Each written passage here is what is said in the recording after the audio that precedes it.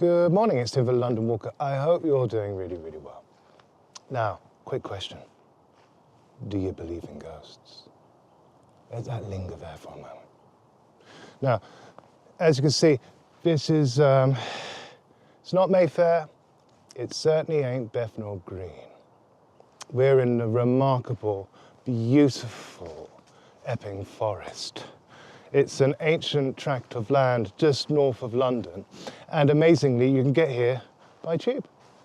It's in fact owned by the Corporation of London and run and maintained, which is another story which one day I'd love to tell you.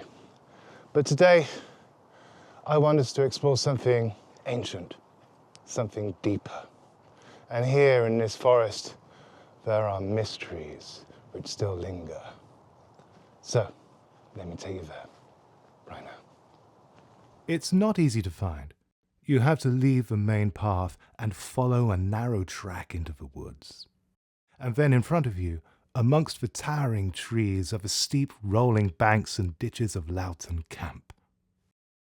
It's an Iron Age enclosure, over 2,000 years old, built 500 years before the Romans landed on the British Isles.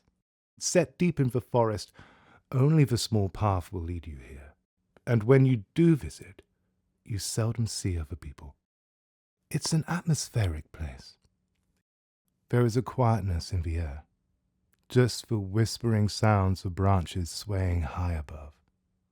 Legend says this was where the Iceni, the British tribe who rebelled against Rome, led famously by its Queen Boudica, were finally caught and slaughtered by the legions. The Roman historian Tacitus claims 80,000 were killed.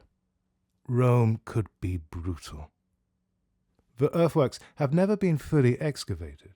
Spearheads and arrowheads have been found in profusion, and tantalizingly, a bronze figure of Hercules was discovered. But, as with all legends, it shall remain a mystery. We will never fully know.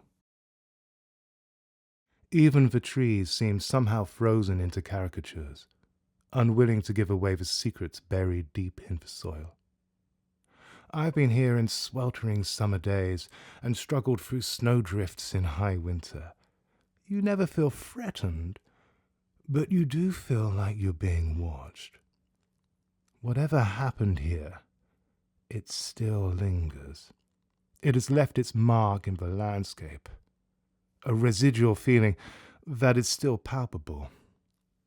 This is a place of deep memory. And nature, in its indifference to history, has reclaimed this place. Now only the quiet wanderings of deer and the circling paths of buzzards remain.